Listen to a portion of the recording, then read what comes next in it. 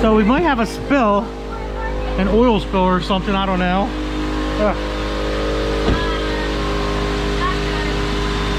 What? Oh! Oh!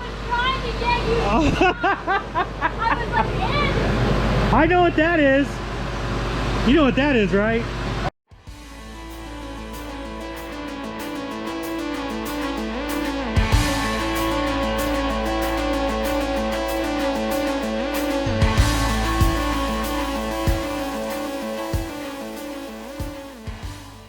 Keith, are you excited to see the high horsepower 2006 Cobalt SS supercharged? Oh, whoa, whoa, whoa! Whoa, calm down, buddy.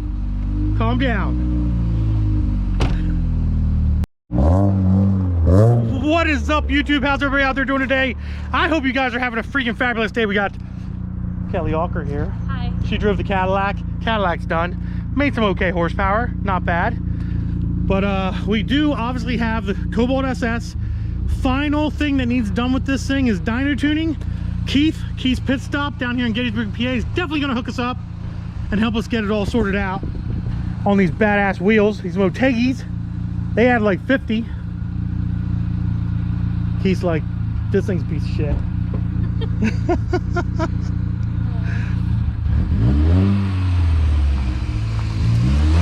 Exciting times. Exciting times. Unfortunately, Zach's not here because he's at work.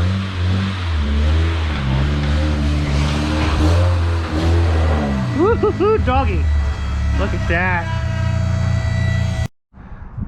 I'm so excited that I just can't hide it. I am, ain't I? But you're hanging out with me. What is this thing? It's like a free dinner. Dude, oh, wow. The 2006 Cobalt SS. Got me, boy. She got me. Freaking got me. And I can drive the CTSV better than you, so somebody has to do it. Okay, now I don't know what she's smoking, guys, but I'll find out. I'll post that in the link below. And that's wrong. So as you guys know, the Cobalt SS has stock exhaust except for a muffler. It has a beautiful hitch on the back. Has a stock intake. You like the hitch? You like the hitch? It has a 2.7 intense racing upper pulley, 60-pound injectors, and I think that's about it. But in the previous videos that you guys obviously seen, we fixed a whole bunch of little stuff with it, and the last thing that we need to do was get it on the dyno to see what it puts down, dyno tune it properly, make sure it's safe to drive, make sure it's safe for Zach to drive, and make sure it's safe that we can beat on it and it's not going to blow up the engine or anything of that nature. So that's why we're here. So it should be a good show. Hopefully we get some decent numbers. The last one I did on this dyno, which was the only other last one I did, I think made like 220 or something. I'm not expecting that to make this. It had a small pulley on it, but it wasn't this small, and he was running methanol injection as well. We're just on 93 octane pump gas, and that is it. So we're gonna take it to its limits without going kaboom, and hopefully it all works out the way it needs to work out. We get this thing finalized. Take it to its limits without going kaboom.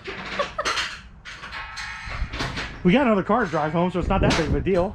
I'll leave the Cobalt here for Keith. He's like, I don't want that thing. Works out. What's that? It all works out. It all works out.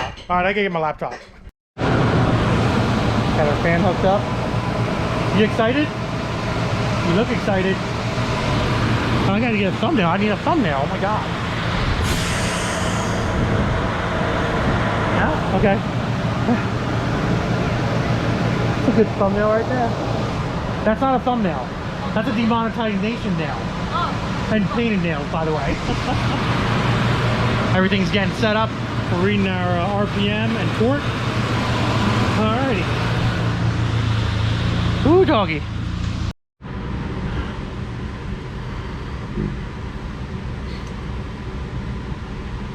Alright, I'm ready, Freddy. Let's put down the power. Off my phone. It's gonna start playing music. Oh wait a minute, I didn't plug my board in. I plugged it in. Oh, did you? Yeah. Hold on a I got minute. a light, wires in, it's good. It's having issues that needed a You got tissue. wheel bearing out of this thing? Probably. Listen, everything's gonna be okay. It needs a shock too.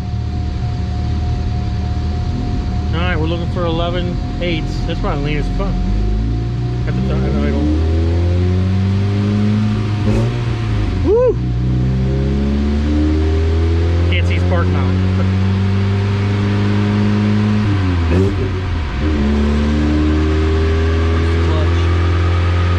Third gear or fourth gear?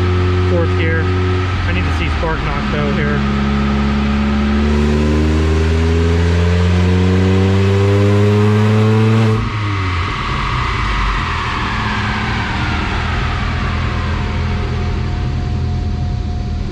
Yeah, little lean.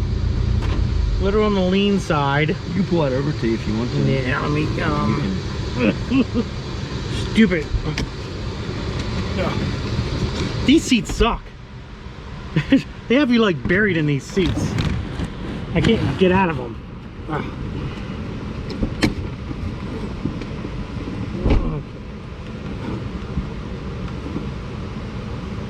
Okay. Alrighty. Now we're back in business. Alrighty. Yeah, definitely lean. Let's start adding some fuel.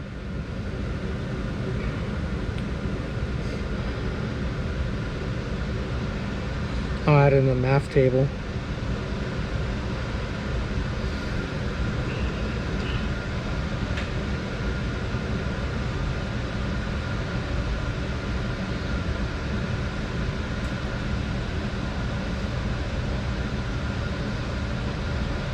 How much you adding? 5%. Yeah, I think 5% will get us close. Alrighty.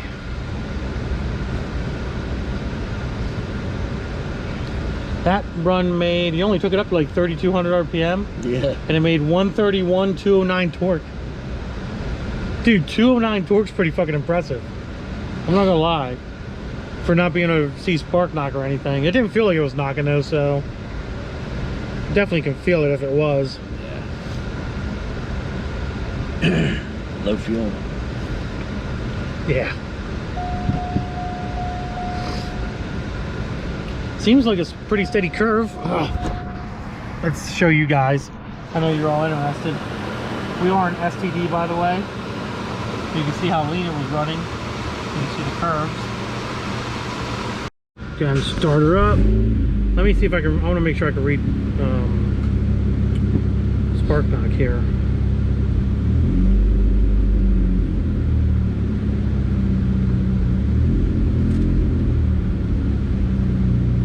Yeah, it won't let me read spark knock at all.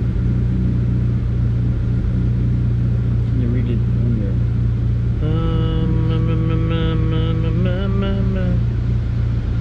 It's not even in here. Scroll down. Yeah, it should be right there though. Advanced timing. Intake air temperature too. 126 degrees for intake air temperature.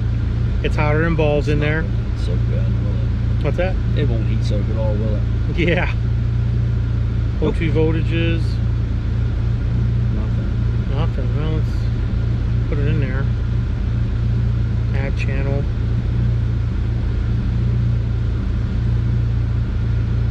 Spark. Where's that?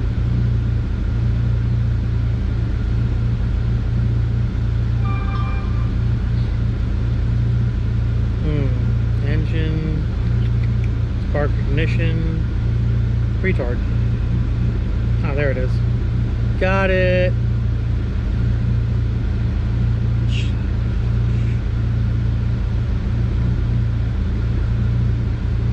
Now it's reading spark knock. Is it? Yeah. It wasn't, for some reason, when I re-pulled, Yeah. it wasn't in there. Go ahead and rev it up a little bit. Alright. Let's full send it.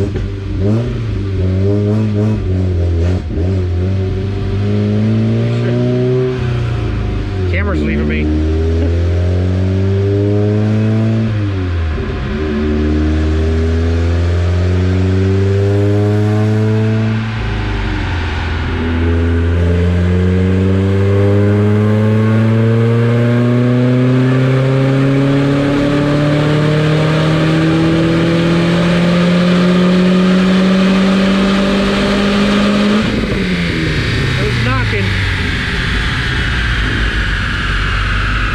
17 pounds of boost.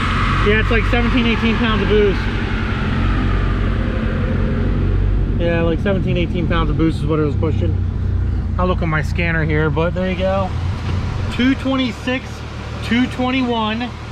That's fucking crazy, dude. 226, 221, guys, right there. Air fuel is still a mess. We got to mess around with air fuel. And spark is a mess. We have lots of spark knock here, which you got to take care of. Not that much, 2-3 degrees of timing. We're probably going to lose some horsepower, but as we fluctuate fuel and fluctuate spark around, we might be able to keep it the same possibly. This would definitely make some good power with meth or E85. We ended up taking 5 degrees of timing out on the top end just because it is spark knocking so much. We got to make it safe. And this has no cooling mods whatsoever. So it doesn't have the option B bottle. It doesn't have the other cooling stuff. It's just basically a stock setup. So we definitely got to be careful. Even if we kill 20 or 30 horsepower to make it safe, I'm okay with that. I'd rather it be safe right now than blow it up. I wouldn't want to buy a motor for this. No. Definitely would not.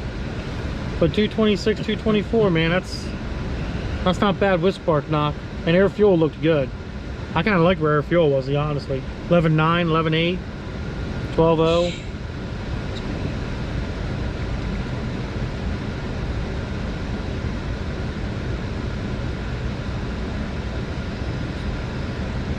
All right, buddy, I'm ready when you are. It's probably, we might have to let this sit for a little bit and let it cool down just to do a final pass. Yeah. Just because how heat soaked it's getting and how hot it's getting. Let's see what the IAT2 is. 200. Probably 200. I've never seen a 200 degree IAT sensor before, but it is at 151 degree IAT is what it's at right now. 151 degrees. That's ridiculous. We're gonna do one pass, see what it does with the new timing curve, and then we're just gonna let it cool down for a little bit, honestly, because it is hot. We need to let it cool down. All right, buddy, I'm ready. Okay. Let it rip, potato chip. Should check those rear straps. I just stuck them at the end of your Did you? hitch. Fuck it. We'll send it.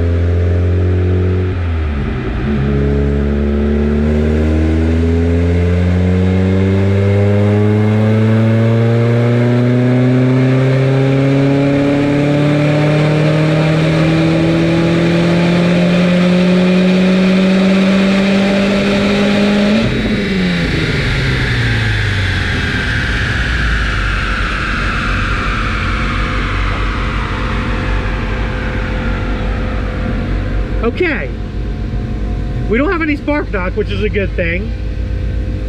The spark knock's good, but we killed 20 fucking horsepower. Yeah, so you said you'd be fine with that. It made 209 and 204.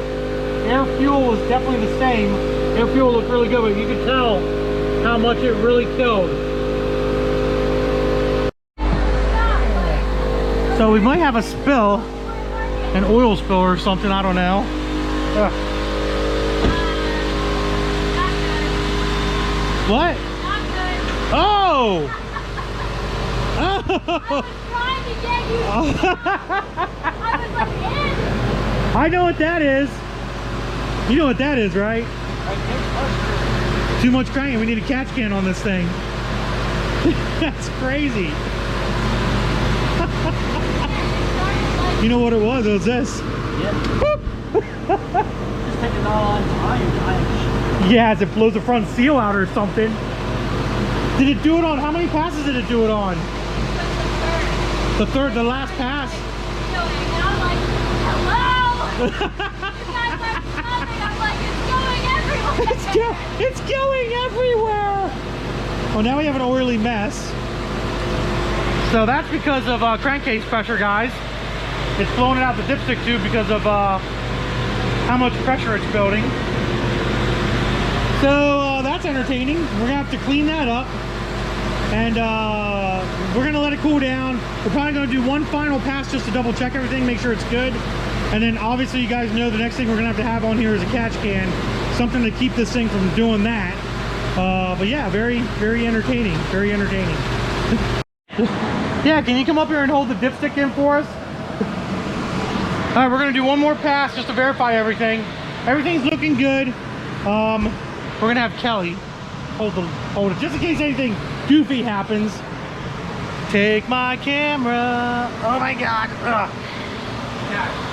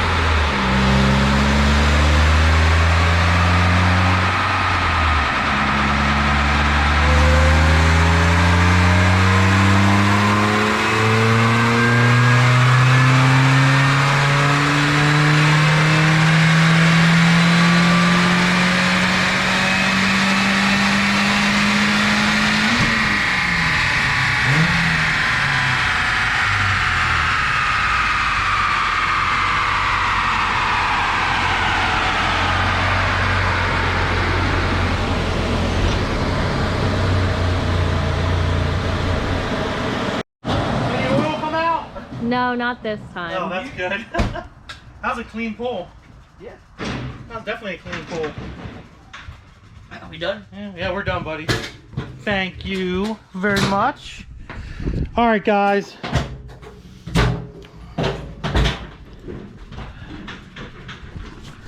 So that last pull was 227, 215 horsepower. Air fuel still looked good. And we didn't have any oil leaking, which was also good. And yeah, so we're packing her up. I think it did okay, buddy. We're gonna pack her up, get her off the dyno, drive her home. So she definitely is gonna need a catch can, 100% catch can. I definitely have something in the works for a catch can. You guys will see that at a later date. You guys might be very interested in it, but you'll see at a later date what we're talking about. But yeah. Oh, the IAT was 118 degrees on that run. Yeah. So the last run was 118 degrees, 155 ECT on it. A little over 18 pounds of boost. So not too shabby. If we put some meth on it and a catch can, it probably would really run its ass off with some meth and an option B and some other things we can do to it to help get that intake air temperature down. If we definitely kept it down, like it would definitely make, we might see 240s out of this thing. I think we could see a 240 out of it. That'd be pretty cool. Yeah, with meth? Yeah, without meth maybe. If we just got the IAT down a little bit, you know what I mean? Yes. Well, guys, we're back at the shop, obviously, as you can tell. We got Zach here to give him the good news. Which good news? Oh, okay. The dyno sheet for the Cobalt. Give me the scripture. The scripture? Do you even know what you're looking at? I do know what I'm looking at. I have one of these in the Integra. Oh, really? Edited like Unbelievable. Okay. Is everybody ready for the numbers? I already know the numbers, but Oh. I wanted to show. It was to reveal the numbers to you, bud. I already knew it had numbers. Well, I was your reveal to your numbers. The Teggy's cooler. The Teggy's slower. The Eclipse would be faster if we fixed it. Yeah, definitely. Guys, Definitely. I'm not worried about this in the slightest because, Look at that air fuel curve. or lack thereof. No, it's there. There's a little air fuel curve. Okay, so listen, guys. I'm not worried about this in the slightest because I'm just gonna put an eBay turbo on the Integra, and therefore, vroom vroom. I'm not worried about slow cobalts. Unbelievable. Give me this thing. When I Give me that come and get thing. it, come and get it. I'm gonna kill you. Come and get it. Come here. So, anyways, guys, I get you a better viewing here of our dyno sheet right there. So 227, 215 torque is what we let out at. As you guys know from the video here, We were experiencing with spark knock. We did make almost 230 to the wheels with the spark knock, but we definitely don't want to deal with spark knock. So we got rid of the spark knock, and it did drop down the horsepower and torque a little bit as well. Air fuel looks pretty decent. And as in the video, you guys seen that the oil dipstick tube blew the hell out of the oil, or the oil dipstick blew out of the tube and sprayed engine oil everywhere, which I told Zach about. And he don't care. But whatever, you know. So we got to address that issue. When I did the intake manifold and fixed the PCV system, I got a new intake gasket, and I'm assuming it was the updated version. Supposedly they make an updated one. I'm hoping the parts store gave me the updated one. I'm going to go back through my file and look at the part number on it to see if it is the right one. If it isn't, I'm probably going to tear that apart and fix that and put the right gasket in there. Like I said, I'm hoping I don't have to do that because it's a lot of work. And if I do that, I'm going to end up doing some cooling mods. Now that the GTP is running, I can, you know, kind of tear that apart and drive the GTP, or Zach can drive the GTP and I can drive the Honda. We got plenty of cars to drive now. A lot of things are getting fixed. We got plenty of cars to drive, which is good. So we can have the Cobalt down for a couple days while Zach fixes it, or we make videos about fixing the PCV issue. The other thing I'm going to check out is a catch can, like I was saying, and I'm going to check the tube going to the intake from the valve cover to make sure the valve cover is not messed up, or that tube's not clogged or something goofy. It's not letting the air come through there. That could have also contributed to the fact that it was popping that dipstick out of the tube, which we do not want, because if you go like full bore on the thing after about 3 pulls, or third gear, basically 1, 2, 3, it's going to pop that dipstick and leak oil everywhere. But there it is. There's going to be better numbers coming to the Cobalt. We're thinking about running E85 possibly, and, you know, who knows what else. Definitely. What? What are we thinking about doing? We're definitely going to be doing cooling mods to it, because on the dyno it was 151 degrees IAT2s, which is just ridiculous. And we got it down to 118. That's when it made the 227, 215 with less timing. So we definitely got to get something on the car that's going to help cool it and not give that intake charge to be so freaking high, because that kills horsepower. I think if we got the intake charge down under 100 degrees, I firmly believe we'd probably see 240 out of that car. 240, 230's torque, which would be pretty freaking cool, guys. But other than that, hope you enjoyed the dyno video. I enjoyed making it for you guys and doing the dynoing. And like usual, give it a big thumbs up. Don't forget to hit the subscribe button and the notification bell. Check me out on Instagram at Diablo Formula Racing. Check Zach out at The Pool. He's just being lazy, sitting there with a snap-on shirt on. It's a hoodie. Hoodie, whatever. So listen, guys. Anyways. I'm just going to start a GoFundMe. Deuces, guys.